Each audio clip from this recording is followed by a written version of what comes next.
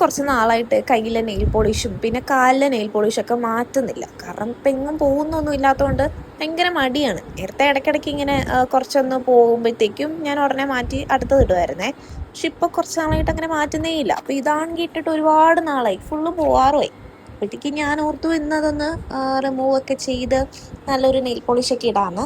ഇനി ഒരു പച്ച കളർ, ഒരു മെഹന്തി കളർ നെയിൽ പോളിഷാണ് ഇന്ന് ഇടാൻ പോകുന്നത്. അപ്പം ഞാൻ ഫസ്റ്റ് തന്നെ ഈ നഖത്തിലെ നെയിൽ പോളിഷൊക്കെ റിമൂവർ വെച്ച് കളയുവാണ്. കുറച്ചേ ഉണ്ടായിരുന്നുള്ളൂ, അതുകൊണ്ട് പെട്ടെന്ന് പോയി. പിന്നെ ആ ഒരു റിംഗ് ഫിംഗറിൽ ഞാൻ കുറച്ച് ഗ്ലിറ്റർ വെച്ചിട്ടാണ് ഇട്ടത്, അതുകൊണ്ട് അത് പോകാൻ കുറച്ച് ടൈം എടുത്തു, എന്നാലും അത് പോയി.